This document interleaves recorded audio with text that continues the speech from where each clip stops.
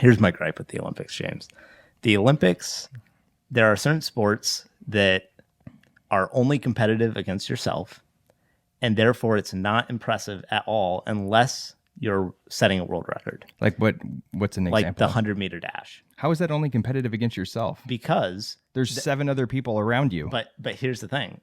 Whether they were there or not doesn't influence your performance. Oh, man, you are just showing right now why you have no idea and you've never run in a 100-meter dash in your life, I haven't. have you? All right. Okay, but here's the thing. All right, let me take you to school on sprinting. I was a college sprinter. I had a Division I scholarship. I forgot about this. Yeah, I was not. That example. Yeah, you lit a fire now, Paul.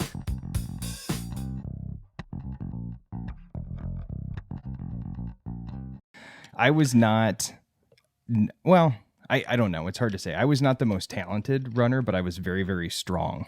And so I was ranked pretty highly coming out of high school. I was in the top 10.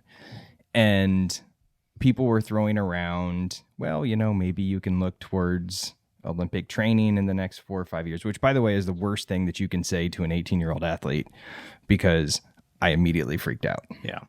But I ran the 100-meter dash and the 200-meter dash my entire career. There is nothing like running against other people. Absolutely nothing.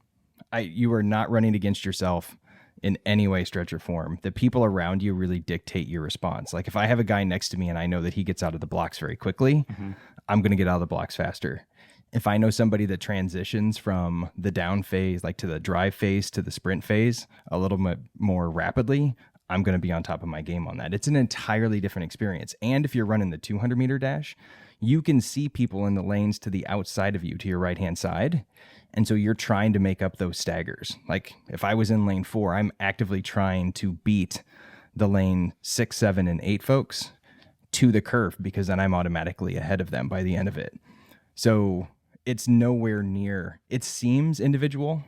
Yeah. It's certainly more individual than like basketball or football, because you're not relying on other people on your team, except, if you're in a relay.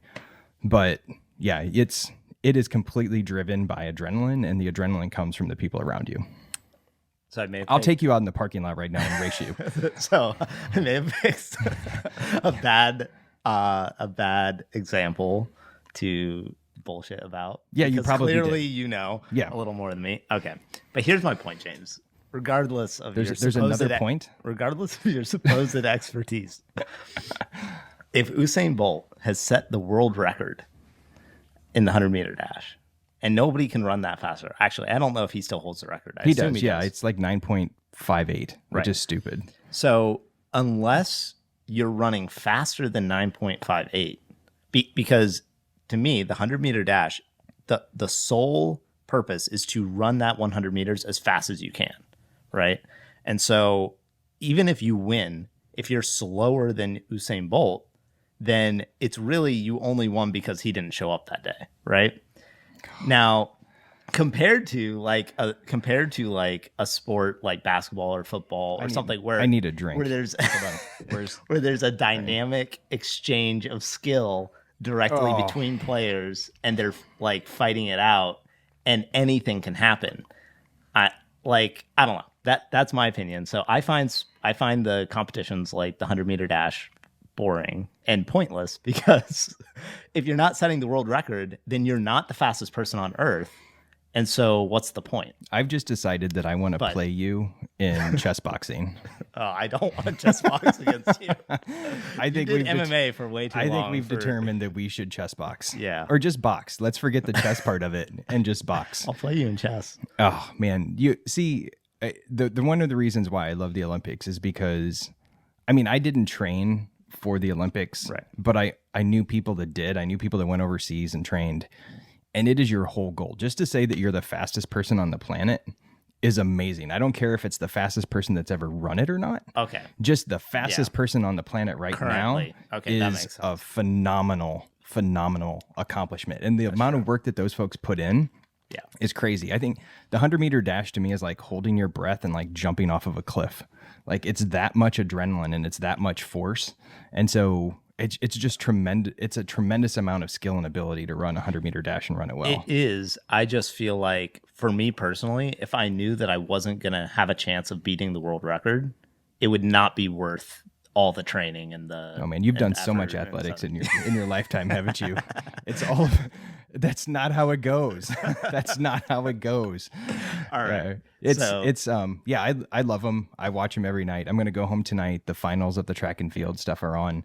And this year too, they're doing some cool stuff. They're doing mixed races. So like yesterday I watched a 4x400 that was 2 women and 2 men. Yeah. Which I thought was pretty sweet. So there's a bunch of cool stuff going on. Okay. And we've just learned that you're not too bright. Well, and that you and I are going to box in Okay. one of these upcoming episodes. before we transition to whiskey, Okay. which is what this is all about, what kind of brought all this up was Simone Biles pulling out of the Olympics. yeah. And so basically it was a foregone conclusion that if she competed, America would win gold in gymnastics because she is that much better than everyone else. And so to me, as somebody watching it, then it's like, okay, this other team won gold because Simone Biles didn't compete. So do you think they feel satisfied with winning gold, knowing that if she had competed, they would have had zero chance because she's literally that much better than every other person out there? Yeah, I think so. Do you think they still feel like they earned gold? Absolutely. Yeah. I mean, I was in tons of races where people like false started, right? And then you win because they false started and they were better than you. I was like, whatever, like you messed up, right? Okay. And so for her, she wasn't able to compete. She wasn't at the top of her game. It doesn't matter. It's no different to me than if she fell off an apparatus, right? It's the same thing. And so, yeah, I didn't have any problem. I had mixed feelings about what happened and how all of that went because I've had situations where I was a teammate and suddenly you end up in a drastically different situation. But yeah, I would be super stoked if I was who won. Okay. Was it? It was Russia. Russia, I yeah, think, yeah. It's the Russian Olympic Committee because they can't go by Russia, even though the designation they currently have still has the word Russia in it. That's bright. Yeah. Yeah. Good to the Olympic Committee. Anyway. Let's move on to this Michter's 10 crap. No, because I We'll sent you a discuss text. that No, another day. I sent you a text. I want to get into this. So I go to trivia every Thursday here in Gainesville, and it's super nerdy and it's fun. But I always get a pour of whiskey when I'm doing it. And this was at Sidecar, at V Pizza at Sidecar. Great bar, by the way. Yeah, fantastic. And they had the Michter's 10. They had both the bourbon and the rye. And it's been several years since I had them, so I decided to get a small pour of both of them. The bourbon is just not worth it. It's fine. It tastes like bourbon. There's nothing spectacular about it in any way whatsoever. And I was thinking back to the days like I used to pass on it when it was like, $130, $150. Right. I looked it up today. Have you seen what this is going for? No. Well, we guess like $400. Yeah. Yeah, $300 to $400, and that's on some of the retail sites that you see online. I don't even want to know what it's going for on secondary anymore, and I don't pay attention. I have no idea. But to me, it's not worth the $150, let alone $300-$400. The rye was good. I would rather drink the rye, but the bourbon was just like, eh. So I disagree with you a little bit on that because I think Michter's 10 is one of the most balanced bourbons that you can get.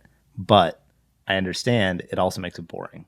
It is. There's nothing distinctive about it whatsoever. To me, it's like better Blanton's, but it's very much like Blanton's. And the reason why, if you haven't had Blanton's before and you've heard a lot of hype about it, the reason why typically people like us who have been in the whiskey, thing for a while, kind of, hate on Blanton's so much is because it is a very solid but boring whiskey. I mean, there's literally nothing wrong with it. It's super smooth. It's good choice. Good choice. It's very light. It's approachable. I think it's 90 proof, or is it 100 proof? It's in the 90s. I don't think it's straight at 90. Okay. But, yeah. So it's a little bit lower proof. So for people beginning their journey into bourbon, they'll try Blanton's and they'll think it's the best thing that they've ever had a lot of times. And I would say Michter's 10 falls in that same category. But once you've tried a lot of stuff and you go back to those, they're so simple in terms of their flavor profile. And so like you said, it just tastes like bourbon. There's nothing stand out about it. So I do agree with you. But I would still say, I think Michter's 10, if you were able to find it at $120, would still potentially be worth buying if that's what you're looking for. But if you're looking for something interesting and unique and actually I would send you to many, many other things first. So if you go into a liquor store and the guy comes up to you and he's like, hey, what are you looking for? And you're like, I really want something that tastes like bourbon, that's expensive and boring. And he was like, oh, okay, I got it for you. Here's Michter's 10. That's the kind of shopping situation that you're looking for. All right, I get it. Some people it is. Yeah. I mean, it's just not. There's okay. nothing interesting about it. Yes. And the flavor profile's okay. Yeah. It didn't really like jump out at me, but and I'm fine paying, X amount of dollars at a bar for a pour of it. But I don't know. There's so much more in that price range that's more interesting, that I think that's more creative. We're going to try a couple today in the new Riff products that I think are better, period, let alone at the price point. So it just doesn't make any sense to me. And it's, how much are you paying for a 10-year bourbon that's under 100 proof? Yeah. Proof isn't everything, James. No, proof is everything. Okay. Yeah. So first of all, I'm right on both of these accounts for both the sprinting and the Michter's 10. 2 points for me. You get a gold medal. Yay!